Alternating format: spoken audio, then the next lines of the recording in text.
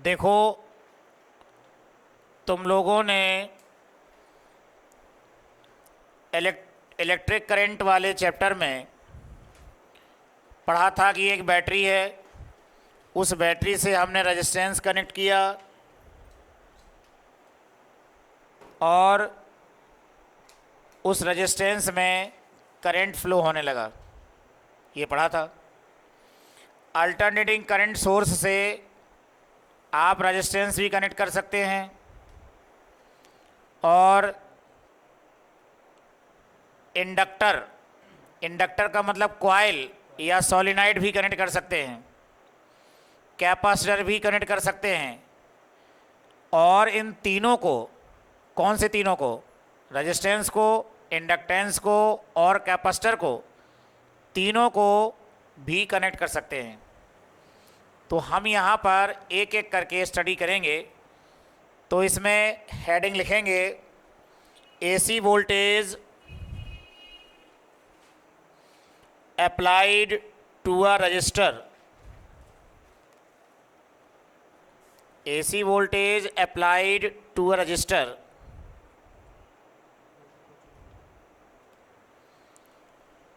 और अब मेरे साथ साथ डायग्राम बनाएंगे।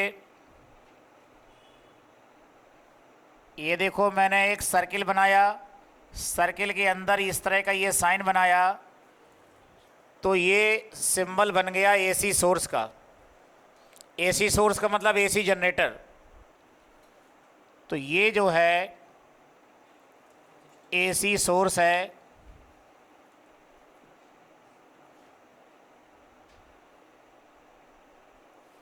इससे हम क्या कनेक्ट करने जा रहे हैं? Resistance R. ठीक है, डायग्राम बना लो।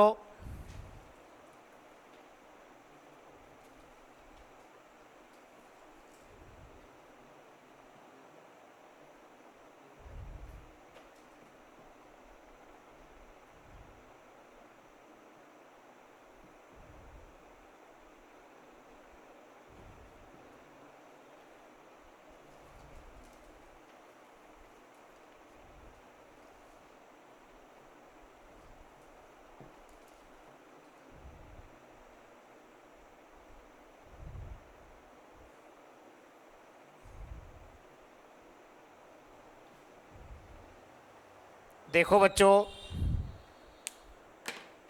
डायग्राम तो आप लोग बना ही रहे हैं, ज़रा यहाँ समझ भी लें। ये जो एसी सोर्स है, एसी सोर्स वोल्टेज प्रोड्यूस करता है, जिसे हम अल्टरनेटिंग ईएमएफ कहते हैं। और जो वोल्टेज इसने प्रोड्यूस किया उसकी वैल्यू चेंज होती रहती है। अब जैसे ये सोर्स है, इस सोर्स की वैल्यू जीरो से बढ़ते बढ़ते मैक्सिमम तक जाती है और मैक्सिमम से घटते घटते जीरो हो जाती है। तो अलग अलग इंस्टेंट पर वोल्टेज की वैल्यू अलग अलग होगी। ऐसा नहीं है कि ये सोर्स एक कांस्टेंट वोल्टेज प्रोवाइड करता रहेगा, ऐसा नहीं होता। तो ये जो सोर्स है इस रेजिस्टेंस को वोल्टेज प्रोवाइड कर रहा है और उस वोल्टेज की वैल्यू कांस्टेंट नहीं है, अलग अलग इंस्टेंट पर अलग अलग है। तो हमने ये मान लिया कि इंस्टेंट टी पर उस सोर्स ने कितना वोल्टेज प्रोवाइड किया? V। और वो V जो निकालेंगे हम इस इक्वेशन से निकालेंगे। तो इंस्टेंट टी पर वोल्टेज कितना है? V। और V हम फाइंड करेंगे इस इक्वेशन से। अब लिखते जाएं।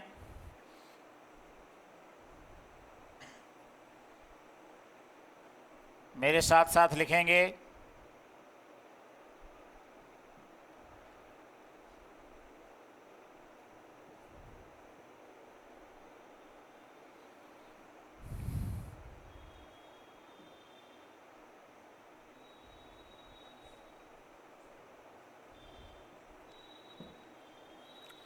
Current in the circuit is I. Now potential drop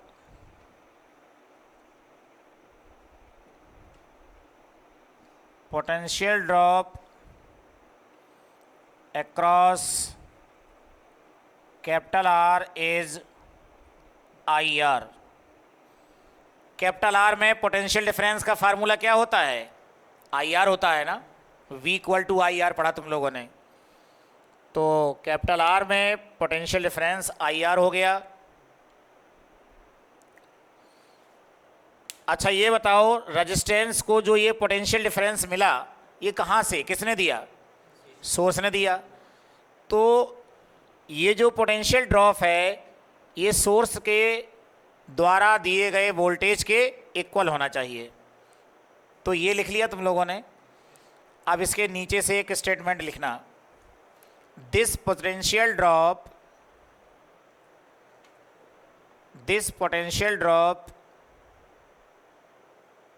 should be equal to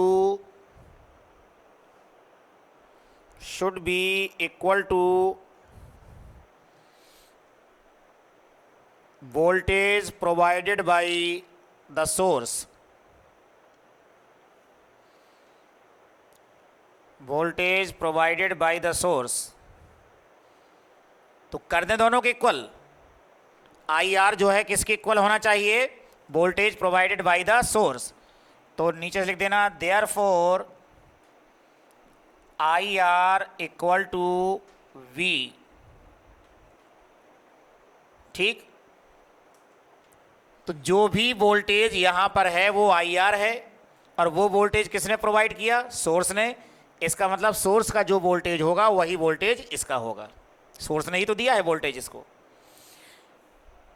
अब IR equal to V, V की जगह पर ये इक्वेशन लिख देना, Vm sine omega T. Vm sine omega T. I equal to निकालेंगे, R यहाँ upon में आ जाएगा, Vm upon R sine omega T. ठीक है। अब बच्चों देखो इधर, Vm क्या है? मैक्सिमम वोल्टेज, अपॉन R क्या है? रेजिस्टेंस। वोल्टेज अपॉन रेजिस्टेंस को क्या कहते हैं? करंट। V अपॉन R इक्वल टू क्या होता है? I होता है। तो मैक्सिमम वोल्टेज है इसलिए मैक्सिमम करंट हमको मिलेगा। V अपॉन R की जगह पर हम क्या लिखेंगे? I। लेकिन यहाँ Vm अपॉन R है तो ये मैक्सिमम करंट मिलेगा, तो Im लिख देंगे उसको, और ये हुआ साइन ओमेगा टी।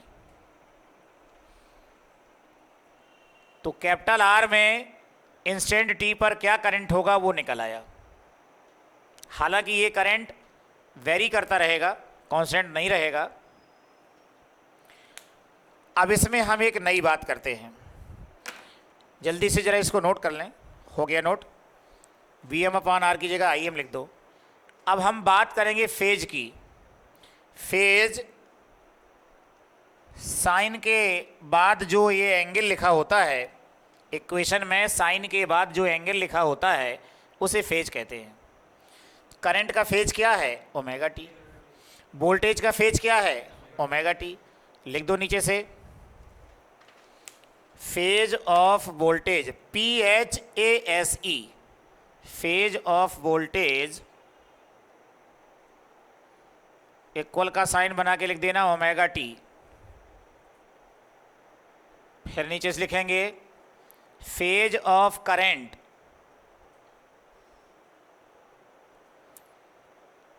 इक्वल का साइन बना के फिर से लिख दो ओमेगा टी, और नीचे से लिख देना both are in same phase.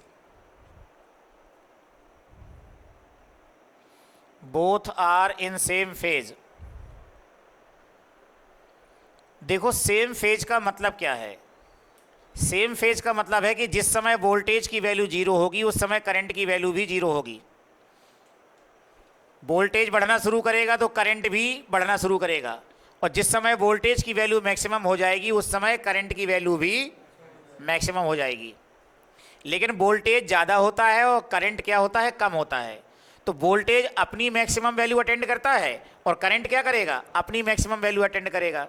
लेकिन दोनों ही एक साथ अपनी अपनी मैक्सिमम वैल्यू अटेंड करते हैं, फिर दोनों एक साथ डिक्रीज होना शुरू करते हैं और दोनों एक साथ जो है जीरो हो जाते हैं। तो सेम फेज का मतलब ये होता है, यानी वेरिएशन इन सेम मैनर। नीचे लिख देना, it's means that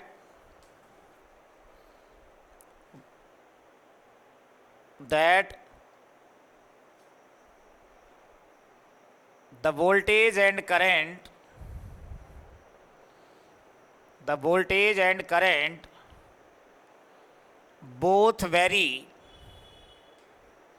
in same manner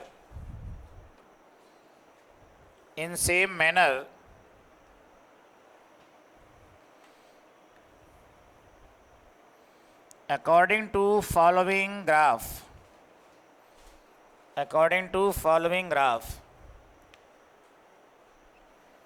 अब हम देखो ग्राफ बनाएंगे।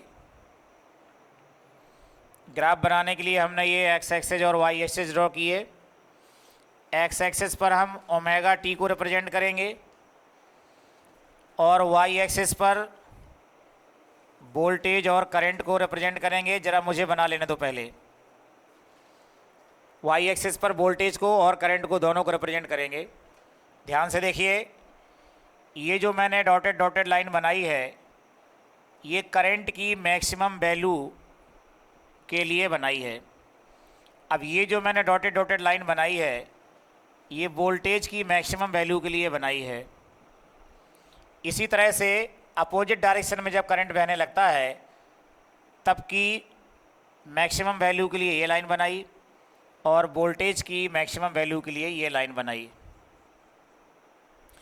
याद रखिए, यहाँ पर ओमेगा टी की वैल्यू कितनी है? 0।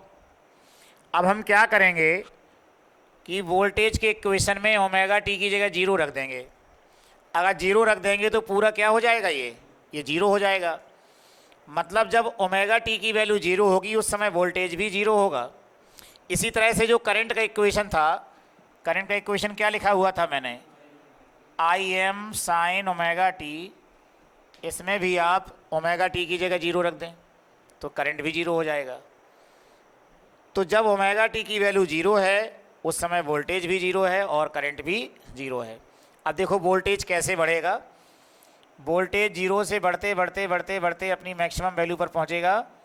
इसके बाद घटते घटते 0, फिर अपोजिट डायरेक्शन में मैक्सिमम वैल्यू पर पहुंचेगा और फिर घटते घटते 0। वोल्टेज 0 से मैक्सिमम, मैक्सिमम से 0, फिर अपोजिट डायरेक्शन में मैक्सिमम, मैक्सिमम से 0। अब सुनो ध्यान से, अब करंट का वेरिएशन देखो कैसे होगा। करंट भी सेम मैनर में वेरी करेगा। ये देखो करंट का ग्राफ है, डॉटेड बनाऊंगा मैं। ये करंट का ग्राफ आ रहा है, सेम मैनर में वेरिएशन होना चाहिए इनका। ये देखो, जिस समय वोल्टेज 0 है उस समय करंट भी 0 है, और जिस समय वोल्टेज अपने मैक्सिमम वैल्यू पर है उस समय करंट भी अपनी मैक्सिमम वैल्यू पर है। अगर हम यहाँ ऊपर से परपेंडिकुलर ड्रॉ करें तो वो परपेंडिकुलर करंट वाले ग्राफ के टॉप से जाएगा और यहाँ पर आएगा, और इसको हम कहेंगे π/2। ओमेगा टी क्या है? एंगल है। तो ये 90 डिग्री हो गया एंगल। यहाँ पर क्या होगा? पाई। यहाँ पर क्या होगा? 3π/2, और यहाँ पर क्या होगा? 2π। ओके, बना लें ग्राफ। तो ये इस तरह से सेम मैनर में वेरिएशन हो रहा है। सेम फेज का मतलब ये है। अब हम बनाएंगे phasor diagram. Phasor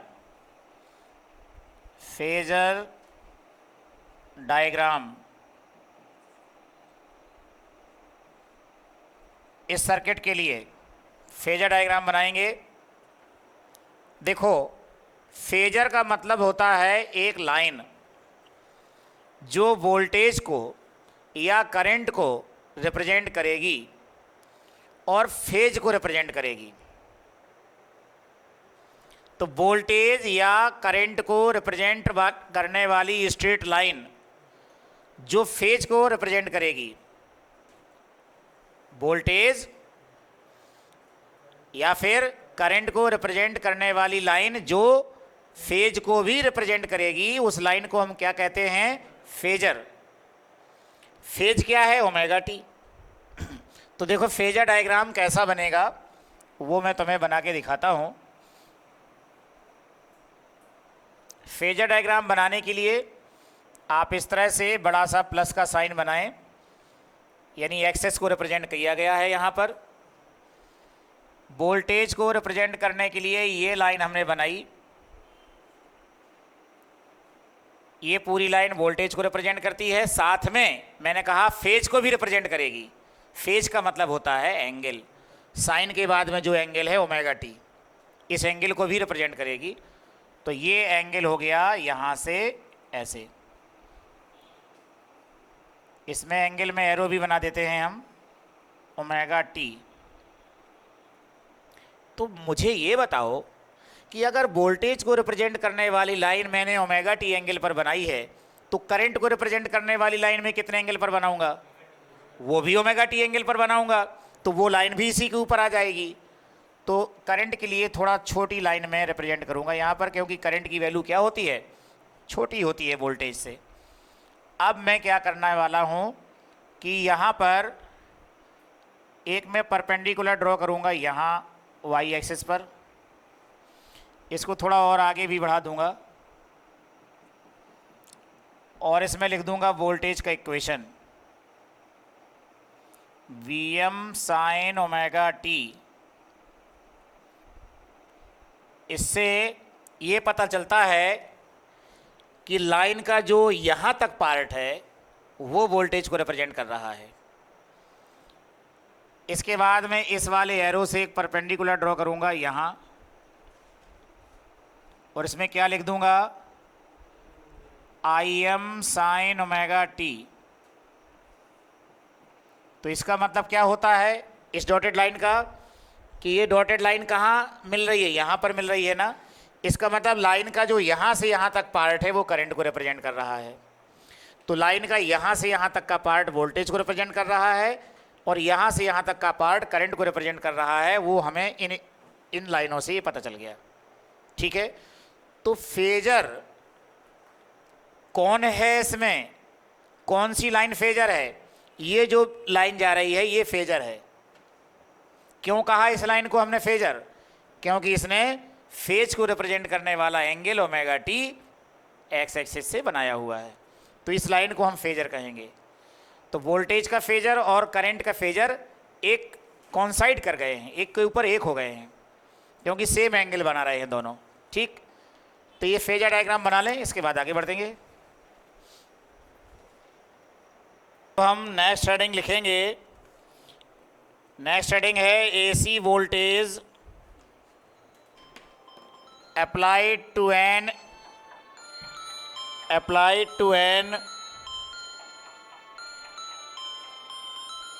inductor. AC voltage applied to an inductor. देखो हमारी जो हेडिंग है उसी के अकॉर्डिंग ये एसी सोर्स हो गया। ठीक है, ये हो गया एसी सोर्स, और इससे हमें जोड़ना है, क्या जोड़ना है? इंडक्टर। इंडक्टर का मतलब होता है कोई कॉइल जोड़ना है, जैसे सोलिनॉइड जोड़ना है। तो हम इसमें सोलिनॉइड जोड़ेंगे, और ये सोलिनॉइड इस तरह से होगी। तुम लोग सोलिनॉइड तो पढ़ ही चुके हो। ये सोलिनॉइड है जिसका सेल्फ इंडक्टेंस है कैपिटल एल, और ध्यान रहे इसमें रेजिस्टेंस नहीं है। हालांकि हर एक सोलिनॉइड वायर से मिलकर बनती है, और वायर में रेजिस्टेंस तो कुछ ना कुछ होता ही है। तो प्रैक्टिकली ये चीज़ पॉसिबल नहीं है।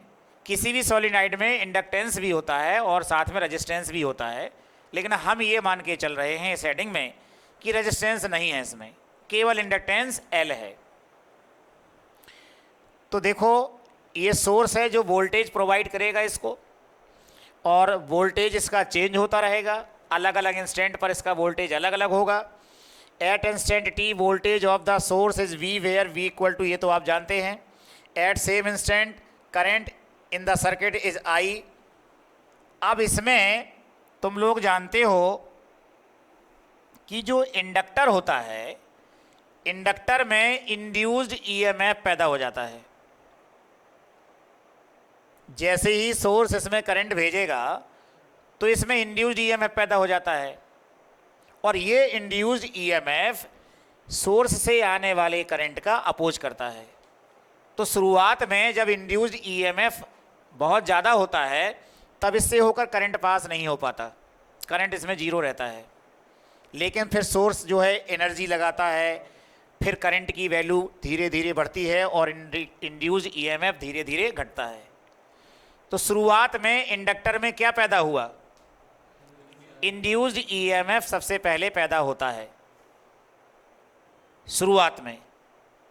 इतना ज़्यादा इंड्यूस्ड ईएमएफ होता है कि करंट जीरो रहता है। फिर धीरे धीरे इंड्यूस्ड ईएमएफ डिक्रीज होने लगता है और करंट की वैल्यू इसमें, इंड्यूस्ड ईएमएफ डिक्रीज होने लगता है और करंट की वैल्यू इंक्रीज होने लगती है। तो हम इसमें निकालेंगे now induced EMF, induced EMF in the inductor, और उसको हम ई से रिप्रेजेंट करते हैं, और इसका फार्मूला होता है -L di/dt। ये फार्मूला तुम लोगों को मैं पिछले चैप्टर में इलेक्ट्रोमैग्नेट इंडक्शन में पढ़ा चुका हूँ। ये इंड्यूस्ड ईएमएफ आ गया, ठीक है। तो यहाँ पर देखो, ये इंड्यूस्ड ईएमएफ यहाँ पर है और सोर्स का वोल्टेज जो है वो यहाँ पर है। अब हम इसमें लगाएंगे किरचॉफ रूल। क्या लगाएंगे? Kirchhoff rule. लेकिन तुम लोग पहले इस डायग्राम को बना के इतना नोट कर लो, फिर मैं किरचॉफ रूल लगवाता हूँ। अब तुम लोग नीचे से लिखोगे by Kirchhoff's loop rule, by Kirchhoff's loop rule. देखो, अभी लिखना नहीं, समझना। मैंने तुमको जब किरचॉफ्स रूल पढ़ाए थे तो मैंने बताया था किसी मैश में सभी पोटेंशियल डिफरेंसेस का एल्जेब्रिक सम इक्वल टू 0। ये चीज़ मैंने बताई थी। ये मैश है, इस मैश में यहाँ पर पोटेंशियल डिफरेंस है यानी वोल्टेज है, और यहाँ भी पोटेंशियल डिफरेंस है यानी इंड्यूस्ड ईएमएफ है। तो यहाँ के वोल्टेज और यहाँ के वोल्टेज का जो एल्जेब्रिक सम होना चाहिए वो क्या होना चाहिए? 0। तो अब हम यहाँ पर ये चीज़ नहीं लिखेंगे। ये हमने तब के लिए लिखा था जब सेल से करंट लिया जा रहा था, और सेल का करंट बदलता नहीं है, हर इंस्टेंट पर सेम रहता है। पर यहाँ पर तो क्या हो रहा है? अलग अलग इंस्टेंट पर करंट बदल रहा है, पोटेंशियल डिफरेंस बदल रहा है। इसलिए हम किरचॉफ रूल का सिंबल इस तरह से लिखेंगे, सिग्मा ई ब्रैकेट में t इक्वल टू 0। ET का मतलब हुआ, सिग्मा का मतलब हुआ सम। किसका सम? इंस्टेंट t पर जितने पोटेंशियल डिफरेंस हैं उनका सम। t का मतलब क्या है? इंस्टेंट t पर जितने पोटेंशियल डिफरेंसेस हैं उनका सम इक्वल टू क्या होगा? 0। तो देखो, इस सर्किट में दो पोटेंशियल डिफरेंस हैं, V यहाँ पर है और ये -L di/dt यहाँ पर है।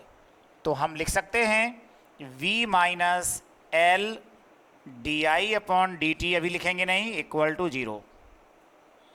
इसको यहाँ ले आइए तो ये बन जाएगा L di/dt equal to V। यहाँ ले आना इसको, di/dt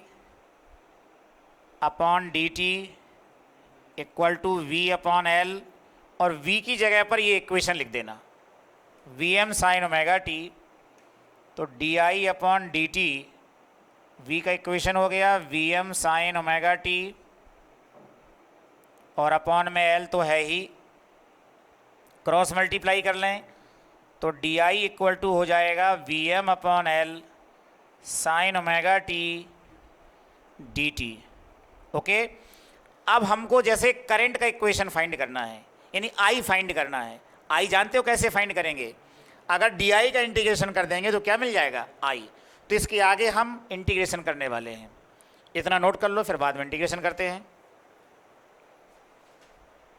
नीचे से लिखिए integrating both sides, integrating both sides. तो पहला काम तो हमारा यह है कि दोनों तरफ हम इंटीग्रेशन का साइन बना दें।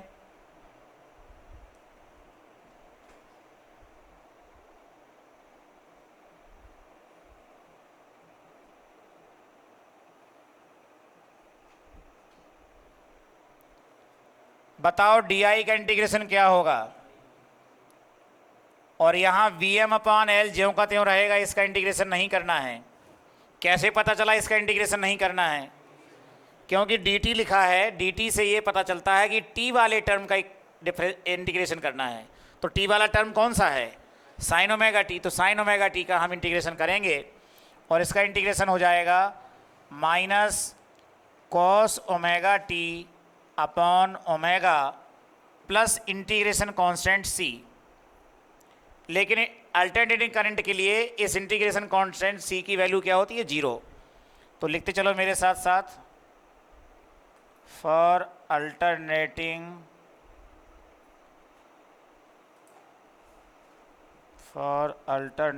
Current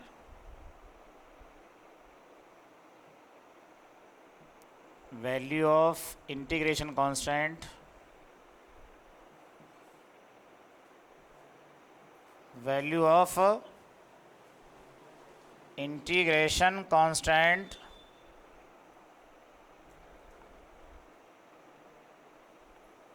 C is 0। जब 0 हो गया सी की वैल्यू, तो अब जो बचा वो लिख लें भाई। अब बचा I equal to V M upon omega L. कहोगे ओमेगा एल कहाँ से ले आए, अपॉन में एल भी है, अपॉन में ओमेगा भी है, दोनों को एक साथ कर दिया। और ब्रैकेट में तो आपका माइनस कॉस ओमेगा टी रहेगा।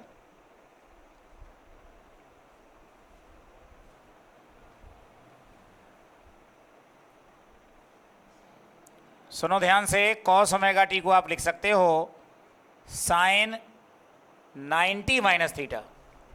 कॉस थीटा को क्या लिखते हैं, साइन 90 माइनस थीटा, यानी π/2 माइनस ओमेगा टी। बस रुकना, अब रुको, अपना लिखना। ये जो तुम्हारा आगे यहाँ माइनस लगा है, साइन के बाद में यहाँ भी लगाया जा सकता है, साइन की प्रॉपर्टी होती है ये। साइन के बाद माइनस लग जाएगा और फिर एंगल लिख दिया जाएगा। जानते हो क्या बन गया अब, ये माइनस का जब अंदर मल्टीप्लाई करोगे तो माइनस π/2 हो जाएगा और प्लस ओमेगा टी हो जाएगा। तो I इक्वल टू हो गया V M upon omega L और sine omega T minus π/2। Note कर लो। अब एक बात तुम्हें यहाँ समझना है, लेफ्ट साइड में जो आया है, यहाँ पर I आया है, I का लिखना नहीं अभी, I का यूनिट क्या होता है, एम्पियर। इक्वल लगा है, VM वोल्टेज है तो इसका क्या होता है, volt, upon omega L. Omega L के बारे में हमें पता नहीं है। ओमेगा एल अगर हम इधर ले जाएं तो ओमेगा एल इक्वल टू क्या हो जाएगा, वोल्ट पर एम्पियर। और ये क्या कहते हैं वोल्ट पर एम्पियर को, ओम कहते हैं। मतलब ओमेगा एल का यूनिट क्या होगा, ओम। और ओम किसका यूनिट होता है, मतलब ओमेगा एल जो यहाँ क्वांटिटी आई है, ये रेजिस्टेंस जैसी है। रेजिस्टेंस तो नहीं है लेकिन रेजिस्टेंस जैसी है, क्योंकि इसका यूनिट क्या आएगा, ओम आएगा।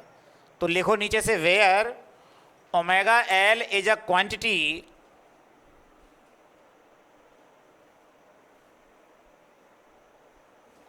omega L is a quantity having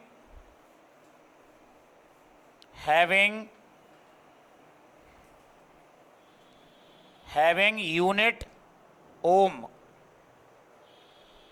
unit ohm, OHM, full stop कर देना। It is called inductive reactance. Reactance इस तरह से लिखेंगे, reactance, it is called inductive reactance. और इसके बाद ब्रैकेट में लिख देना एक्सएल, मतलब किससे रिप्रेजेंट करेंगे इसको हम, एक्सएल से। देयरफॉर एक्सएल इक्वल टू क्या हो गया, ओमेगा एल, और यूनिट क्या हो जाएगा इसका, ओम। तो एक्सएल जो क्वांटिटी है उसका यूनिट ओम है, तो ये रेजिस्टेंस जैसी क्वांटिटी है, रेजिस्टेंस तो नहीं है लेकिन रेजिस्टेंस जैसी है। अब यहाँ पर हमारे पास जो ओमेगा एल है उसकी जगह हम क्या लिख सकते हैं, एक्सएल लिख सकते हैं। नीचे लिख देना therefore I equal to Vm upon X L और sine omega T minus pi by 2, ठीक है।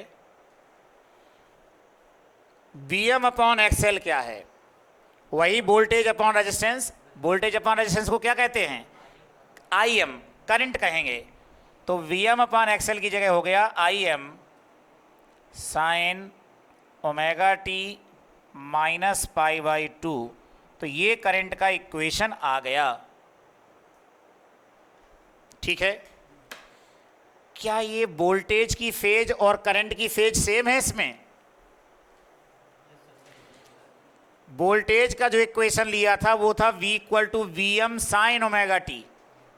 वोल्टेज की फेज जो है कितनी है, ओमेगा टी, लेकिन करंट की फेज क्या आई है, बिल्कुल लिखो ये बात नीचे से, phase of voltage, phase of voltage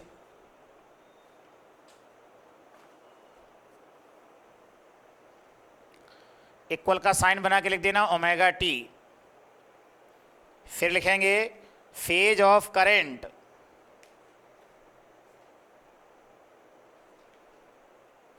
equal का साइन बना के लिख दो ये वाला, ब्रैकेट में omega T minus pi by 2।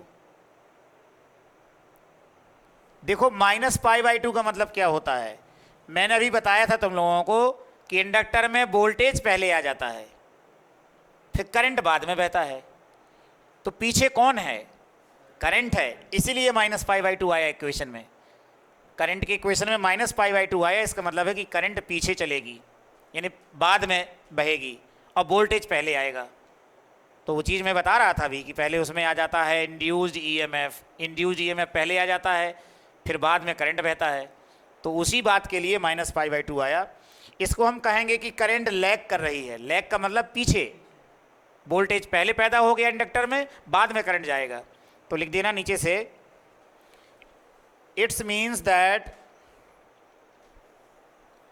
Current is lagging, LAGGING, current is lagging